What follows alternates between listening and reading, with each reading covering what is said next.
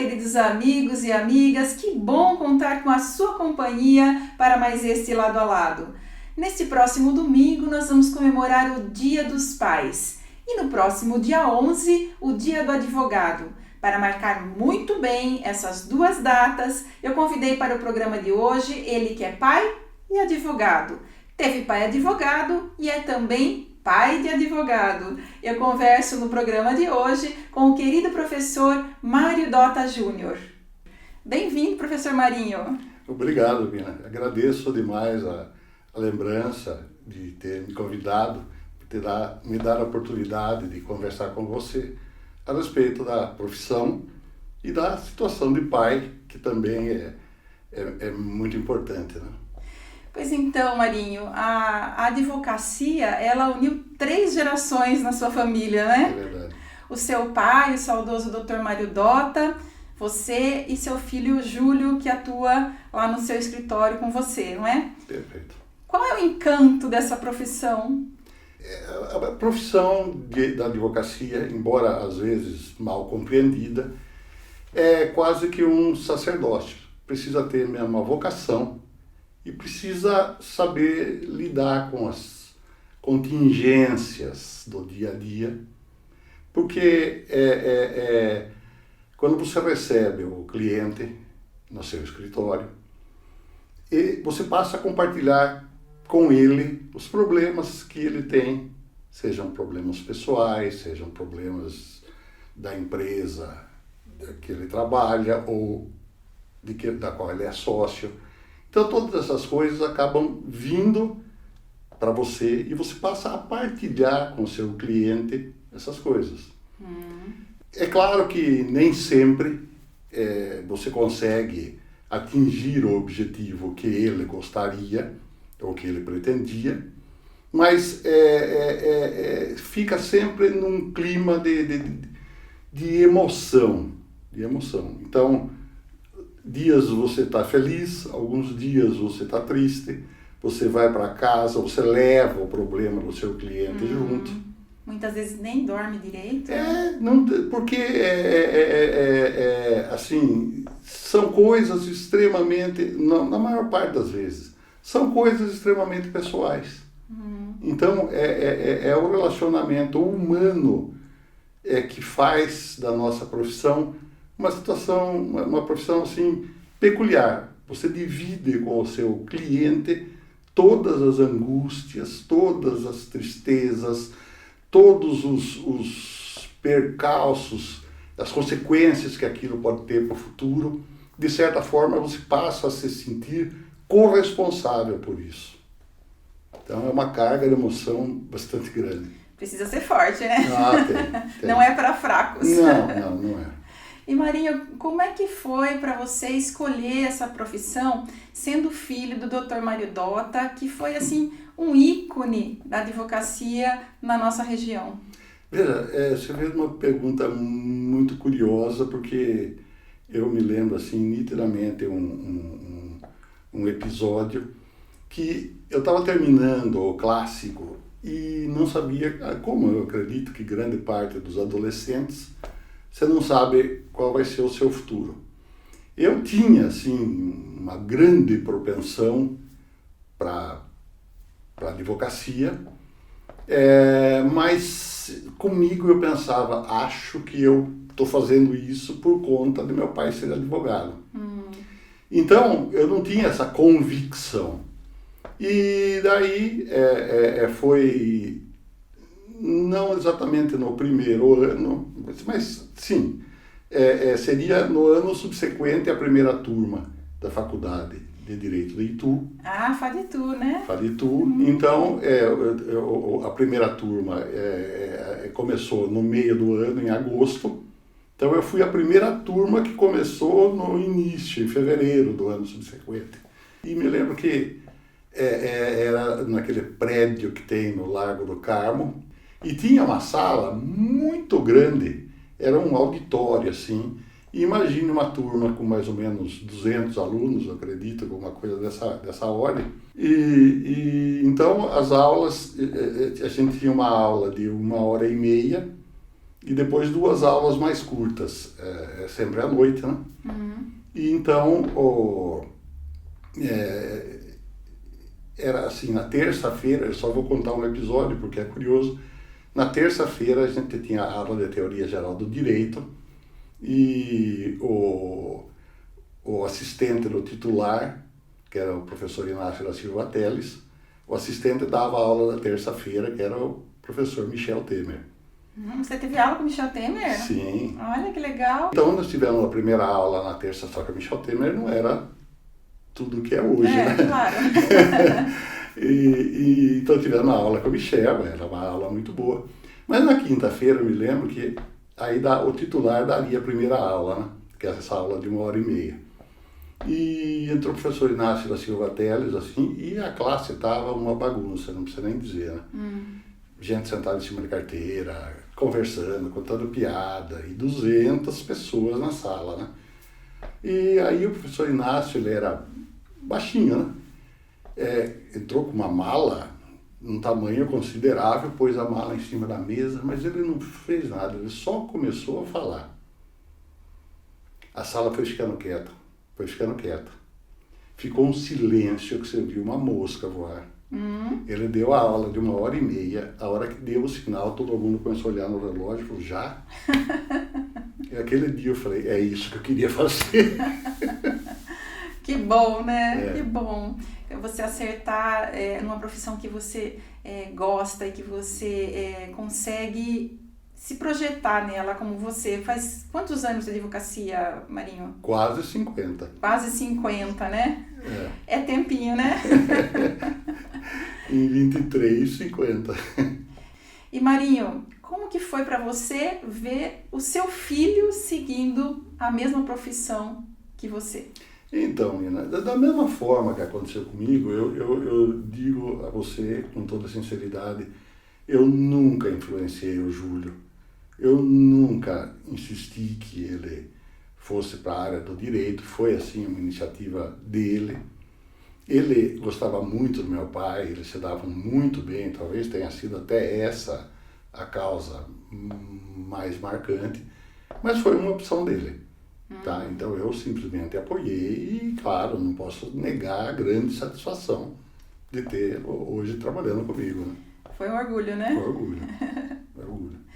E Marinho, 50 anos quase de advocacia, né? Você viu também o seu pai exercer a profissão antes até de você começar na advocacia. Mudou muito, né? O exercício da profissão, de lá para cá. Demais, né? Mudou demais. Quais as principais mudanças que você vê? Veja, mesmo antes acho que até eu nem pensava em fazer direito, assim, quando eu era mesmo muito jovem, eu sempre ia com meu pai ao fórum. E eu tenho, assim, grandes lembranças muito agradáveis, porque os advogados, os cartorários, todo mundo se tratava, os juízes, promotores, todo mundo se tratava com, até diria, com muito respeito, mas com uma certa intimidade, sabe? Não tinha essa separação, essa dificuldade. Os advogados se encontravam no átrio do fórum, nos cartórios, os cartorários eram todos amigos, sabe? Então, todas pessoas muito queridas. E eu sentia isso quando eu ia com meu pai ao fórum. Então, e era até engraçado que eles se reuniam às vezes, Dr. Maffei, por exemplo. Dr. Maffei, com toda a bagagem que ele tinha como advogado mais antigo aqui da região, era uma pessoa de um humor finíssimo. Então, tudo terminava em risada, né? Porque era extremamente, assim, vamos dizer, solto. Não tinha um formalismo extremo, apesar do respeito que existia entre as pessoas. Né? Até quando havia algum embate na audiência, era na audiência, né? Mas assim, em alto nível, né? Em alto nível, sabe? Assim, esse respeito que eu estou dizendo que existia, ele prevalecia em todas as circunstâncias. Então, dificilmente, raríssimo, eu nem me lembro de que possa ter ocorrido um atrito mais relevante, mais significativo entre advogado, juiz, promotor, ou quem quer que seja, sabe? Era quando tinha, claro, cada um defendia a sua posição com todas as armas e com todos os argumentos possíveis. Tá? Mas nunca passando dos limites da ética e do direito em si. E assim, o exercício da advocacia também mudou um pouco, porque antes era mais a letra da lei, né, Marinho? Em relação a isso, eu até vou recordar um pouco dos tempos de faculdade, daquilo que a gente ensinava como professor. Esse é um fenômeno que eu entendo como, assim, digamos, natural. Natural por quê? Porque você sabe perfeitamente, o nosso direito tem como base o direito romano. Mas o direito romano, se a gente pensar em Roma, mais ou menos 500 a.C., 500 depois de Cristo, nesse período o direito romano se desenvolveu, até quando você vê isso com a criação de institutos do direito que hoje se utiliza. Então é quase que inacreditável que os romanos chegaram a esse nível de perfeição. Mas a verdade é que com a queda do Império Romano do Ocidente, então em 480 qualquer coisa, os bárbaros acabaram com Roma. E com isso acabou o direito romano. Então praticamente a Europa ela viveu, o direito da Europa passou a ser o direito das tribos bárbaras que invadiram a Europa. Tá? Então o direito romano desapareceu. Aí, no século VI depois de Cristo, Justiniano, que foi um imperador de Constantinopla, ele tinha uma admiração extrema pelo período áureo de Roma. Então ele encarregou 2 jurisconsultos da época de resgatarem todo o direito romano que foi produzido nesse período. E graças a ele, portanto, o direito romano não se perdeu. Só que o direito romano, embora recuperado, ele não era usado de fato. Porque usava-se o direito dos costumes das tribos bárbaras. Esse trabalho de Justiniano acabou sendo perdido. E depois, em Amalfi, salvo engano, no século XI, eu acho, foram encontrados resquícios desse trabalho e que passou a ser estudado nas universidades. Então resgatou-se o direito romano só na parte acadêmica. Não era o direito que se usava na rua. Então, nós temos o que hoje? Nós temos o sistema inglês, norte-americano e todos os países que tiveram a influência inglesa, que é a common law. E nós temos a civil law, que é o direito que veio do direito romano, que seria o francês, o alemão, o nosso e a Argentina, etc. Então, nós temos essa grande divisão. Em termos práticos, qual é a diferença disso? O direito anglo-saxão, ele se baseia na oralidade. Então, a gente vê em filmes aí, a defesa é feita, se escreve pouco. E não tem muita lei. O direito romano é o contrário. Tudo tem lei. Entendeu? Então, por isso que a gente pode fazer mais ou menos esse paralelo, que é o quê? Em grande parte da Europa se estudava o direito romano nas universidades, mas não se aplicava o direito romano. Aí nós vamos para a prática. Eu estava dizendo a você que, primeiro, lá estudava-se o direito romano nas faculdades, mas não se aplicava na rua. Eu disse para você que tem a civil law, common law, um se baseia nas leis, a outro se baseia nos costumes. Né? E o que eu estou vendo é que cada vez mais o nosso direito, que é baseado no direito romano, está tendendo para o direito anglo-saxão.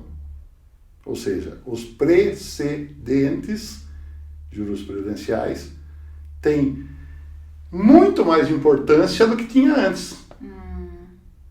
Né? Então a gente vê até em termos práticos, e aí positivado, o que é? A súmula vinculante. Então hoje a súmula vinculante, que é um julgado do Supremo Tribunal Federal, se torna um preceito que não se discute mais. Então ninguém pode, ainda que você discorde da súmula vinculante, eu não estou dizendo que eu tenha alguma discordância, mas é isso, o Supremo diz, tal coisa se resolve desta forma. Acabou. Não tem mais discussão. Então, veja bem, essa deliberação do Supremo não é lei. Mas cá para nós, tem mais força do que uma lei. Tá certo? Porque a lei, ela regulamenta situações em tese.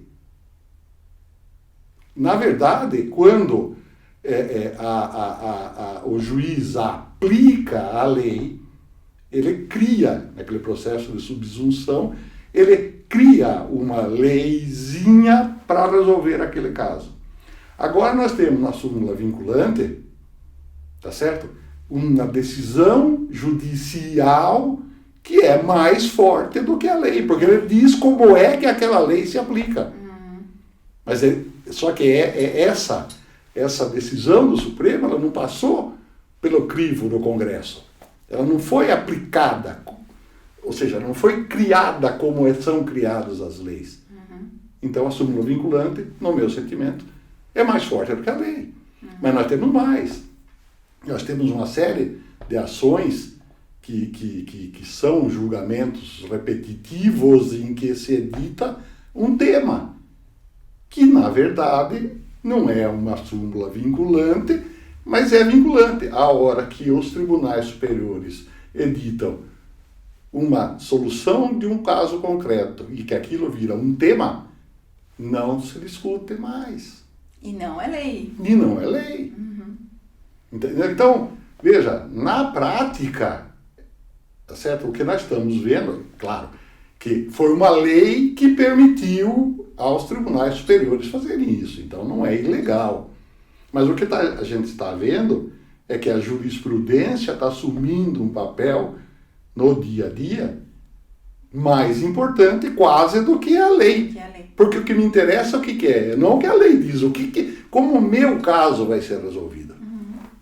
Tá certo? E a hora que o tribunal diz esse caso, todos os casos iguais ou semelhantes serão resolvidos dessa forma, ele julgou antecipadamente o meu caso.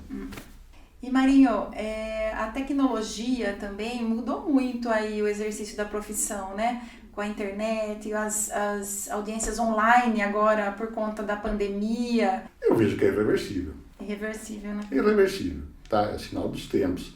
A gente, quando eu comecei a advogar, usava-se máquina de escrever, nem elétrica. Depois, quando veio a máquina elétrica, meu Deus, foi uma maravilha, né? E aí eu me lembro, não sei precisar para você exatamente quando, mas talvez 1980, 80 e qualquer coisa, eu vi um computador da Apple, aquele lá, caixotinho que tinha um monitor desse tamanho, e um amigo meu que era da área de tecnologia me mostrou aquilo. Eu falei, nossa, isso é o futuro, tem que aprender esse negócio. Mas era extremamente difícil. Aí eu fui para São Paulo, comprei um computador, comecei a me virar, mas porque aí você tem que mudar completamente, né? A linguagem da informática é outra coisa, né? Então eu tinha esse computador que eu comprei, não tinha HD. Eu colocava o programa, editor de texto, em daquelas gavetas assim, que é aquele disquete grande, né? Parece mentira, né? E salvava no outro, não tinha HD. Hoje, lembrando, parece mentira, né? Eu tinha um disquete para cada cliente, olha. Então, mas então eu sempre fui muito voltado para a inovação, aprendi o MS-DOS, não tinha Windows, não era clique, era tudo comando para fazer cedilha, tio, nossa, você tinha que apertar 4 teclas, sabe? E claro, isso logo se tornou uma realidade e agora nós estamos nesse passo, aliás, que eu até vejo, nada é só bom, nada é só ruim, não é verdade? A pandemia, de certa forma, ela precipitou uma coisa que o judiciário, de um modo geral, é meio refratário a grandes mudanças, né? Então, algumas coisas tiveram que acontecer por força disso. Então, a audiência virtual, que vinha sendo tentado há muito tempo, estava quase tudo pronto, mas não implantava. Vingou agora, né? Não, hoje não tem outra solução. Não tem outra solução.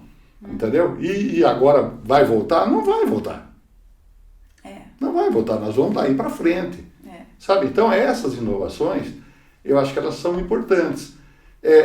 O que eu vejo de diferença aí, quando a informação ajuda, quando ela atrapalha. A gente tem, por exemplo, uma sentença dada naquela época, porque parece que aquela época, eu sinto assim, com toda a nitidez, parece que o mundo andava mais devagar. Sabe, com todas as dificuldades, você tem que escrever a máquina, dava tempo. Dava tempo. E agora com todas as facilidades. Só que eu não sei. Não dá tempo. Eu não sei. Então, eu não sei uma coisa, que até convido que você pense comigo. Será que a máquina ajuda a gente ou a máquina está fazendo com que a gente trabalhe num ritmo muito acima do que você consegue fazer? Tá? Porque eu imagino não, eu te digo com toda certeza. O que eu faço num dia, eu fazia em 15 dias. E tudo bem, dava tempo. Agora, hoje, com o computador, com acesso à internet, pesquisa rápida, consulta de processo online, então, antes eu tinha que sair do escritório, ir ao cartório, pegar o processo, ver, conversava com os outros, tá. Hoje não, hoje eu entro, vejo o que aconteceu, já peticiono, mando. Tomava um cafezinho na sala da OAB, né? Não, e outra, mesmo a convivência com o juiz e com o promotor, era um negócio tão natural, a gente conversava no corredor, a gente se encontrava em vários lugares da cidade, não no fórum necessariamente, em outras circunstâncias, todo mundo conversando, sem essa situação do Moro, por exemplo, da suspeição dele por conta disso. Nossa, naquele tempo sempre acontecia isso. Nunca foi visto como uma... Sabe, essa conversa até de processo mesmo, conversando junto com o juiz, junto com o promotor, só com o juiz, só com o promotor. Nunca ninguém quis se beneficiar ou tirar alguma vantagem ou obter uma finalidade. Por quê? Porque era tido como natural, era assim que acontecia. As pessoas não tinham essa barreira, essa prevenção. E Maria, você foi professor na FADITU por 20 anos, inclusive foi meu professor também. Eu me formei em Direito, gente, tirei exame da OAB, mas não advogo. Preferi o jornalismo. É uma pena. E no ensino do direito? Peraí, é uma pena não que você não tenha... É uma pena que você não advogue, mas continue jornalista, que você tá fazendo um bem para a sociedade. Deixa comigo. Como é que você vê as mudanças no ensino do direito? Porque, assim, você fez faculdade há 50 anos atrás. Seu pai fez faculdade na década de 50, eu acredito, pelos meus cálculos, né? E o seu filho já fez faculdade numa época muito mais recente. O ensino do direito, ele é dogmático. O que se ensina na faculdade era no meu tempo e continua sendo agora. Né? Então, Você tem os códigos, você tem as leis, você tem a hermenêutica que explica como é que se interpreta a lei, etc, etc, etc. E é isso que se ensinava, é isso que se ensina. Então, basicamente, a atuação do advogado, do juiz, ou dos profissionais do direito deve se pautar pela lei. Então, é isso que se ensina na faculdade, não é? Então, é claro que o ordenamento jurídico, ou seja, o conjunto de leis que nós temos em vigor, elas devem ser coerentes, elas devem convergir para uma mesma finalidade, mas o advogado tem que principalmente saber o que consta da lei e como usar essa ferramenta em benefício do seu cliente. Então, o ensino do direito em si é isso.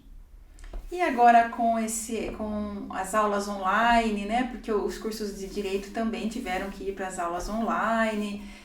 Vem aí o EAD, né? O ensino à distância do direito. Como é que você vê aí essa mudança grande, eu acho? Veja, eu vejo isso de forma positiva. É uma democratização do ensino, não é verdade? Porque o acesso a um curso superior já é difícil, mas o acesso ao curso superior envolve até uma série de outros custos, como transporte e alimentação, às vezes hospedagem, etc., e que limita muita gente, tá certo? De ter o acesso por conta dessas dificuldades, não tem nem recursos financeiros. Então, eu vejo que, bem usado, tá? Eu confesso, inclusive, que eu conheço superficialmente, eu nunca participei de nenhum projeto de curso à distância, mas eu vejo de uma forma muito positiva. Agora, é claro que vai demandar, primeiro, uma dedicação do professor no sentido de se adaptar, porque você consegue, seguramente você consegue preparar uma aula para ser exibida online, fornecendo recursos para o aluno ter ideia do que você está falando. Então você pode usar recurso audiovisual, você pode usar desenho, você pode usar... Bom, imagine, não tem limite. Até curiosamente, nós até conversamos sobre aquela palestra que o professor Calmon de Passos fez na Faditu. E que foi, assim, na minha visão, um evento realmente marcante para a faculdade. Mas quando nós fomos, eu e o professor Luiz Antônio, fomos buscar o professor Calmon no aeroporto e trazê-lo para Itu, no caminho a gente estava conversando sobre ensino, etc., e ele disse o seguinte: eu acho que o curso de Direito precisava ter semiótica. Bom, eu conhecia a semiótica, até porque, curiosamente, quando eu fiz o mestrado, o departamento de semiótica era no mesmo andar que o Direito, então eu sempre via o pessoal lá. Então é o uso de signo, símbolo, recursos que você pode... Bom, enfim, como é que se faz o entendimento? Como que alguém transmite alguma informação para o outro da melhor forma possível? Então você pode usar tudo, desenho, rabisco, fotografia, imagem, filme. O professor Calmon falou isso naquela época, eu até meio que consegui entender, mas hoje eu vejo como essencial.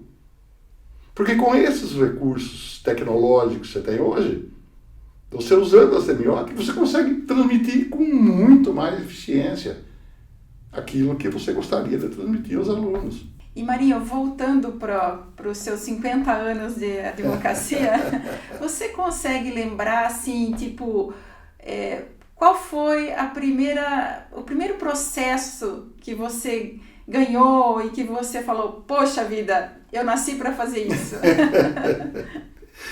Olha, Domina, é difícil eu dizer isso, por quê? Porque normalmente você não tem um processo, você tem vários, e o processo termina, tem uma sentença, tem um recurso, então são várias situações que você vive concomitantemente, não é verdade? Então, mas existem alguns casos assim que efetivamente a paixão fala mais alto, né?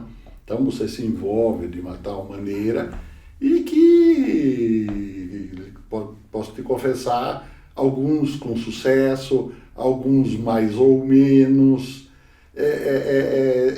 Essa experiência até me levou, por um determinado tempo, eu decidi que eu não iria mais trabalhar em causa de família. Por quê? Porque o desgaste emocional é terrível.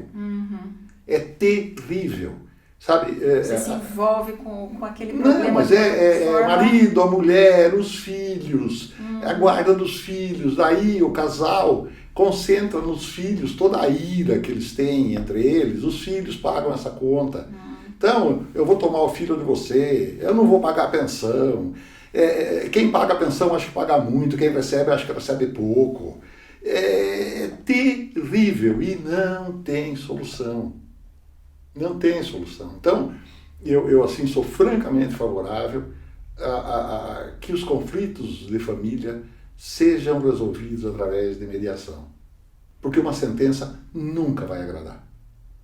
E você não pegou mais família ou voltou depois? Não, eu evito, mas daqui a pouco chega um amigo, não tem jeito, mas sabe, eu evito ao máximo e as poucas vezes que eu faço, eu sempre falei que eu não ia pegar. Porque sempre acaba nisso. Sempre acaba nisso, um negócio pessoal, que você sente mesmo, sabe, é muito emocional. Muito.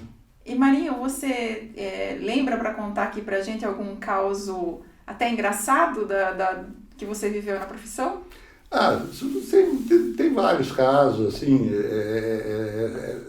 olha, na verdade, se fosse enumerar, meu Deus, seriam, mas eu assim, só para você ter ideia de como as coisas eram naquela época e como é hoje, mas eu vou lembrar de um caso que o Dr. Maffei contou. Então, aquele tempo, para você ter ideia, isso no Fórum de Itu, porque Salta não era comarca. Tinha um cabide com um paletó e uma gravata. Então a testemunha ia ser ouvida, ela não podia entrar sem paletó e gravata na sala do juiz. Então todos usavam o mesmo paletó e a mesma gravata. Então, tinha lá o cabidinho. Ficava até duro o paletó já. Imagina, a testemunha não podia entrar sem gravata.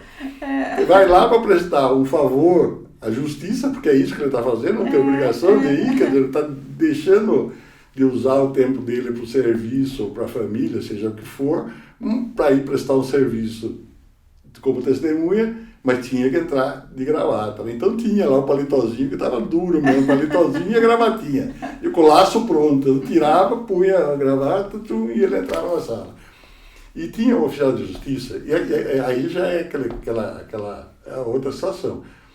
Os auxiliares também eram assim, vamos dizer, pessoas muito simples, né?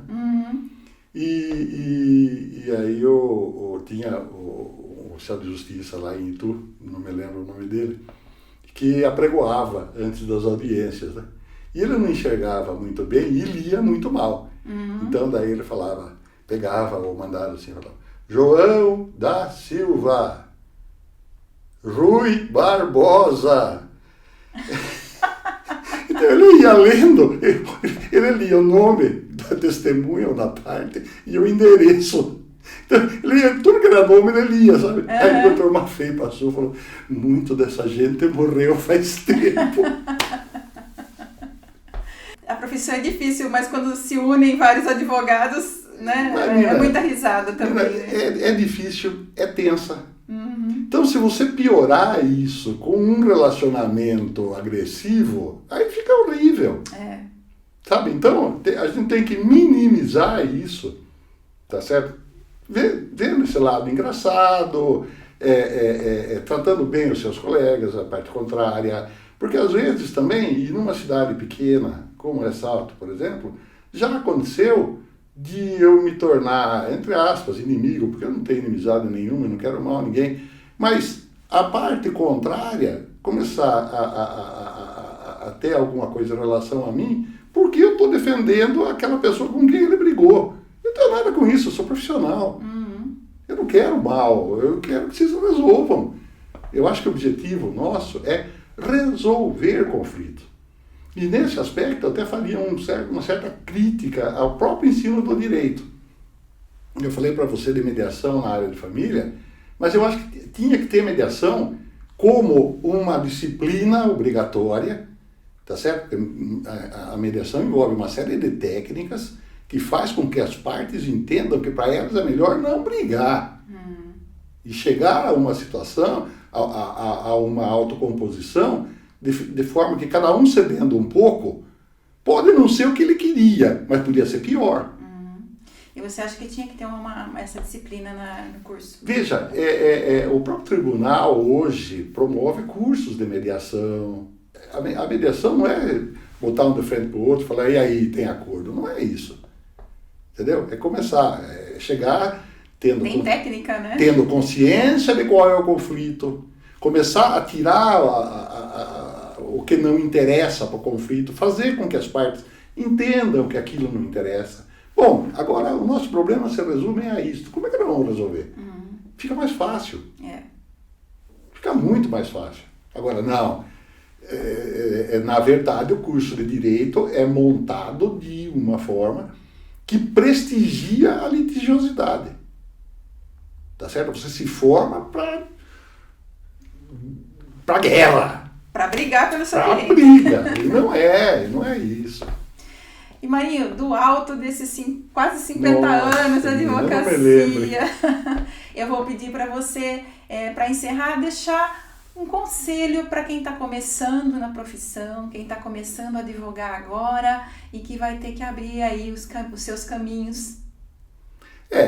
O conselho que eu daria é o seguinte: você tem que começar e fazer isso com amor, porque é desgastante, é difícil, você tem que estar sempre se atualizando, tá certo? Porque muda, é isso que eu estou dizendo para você.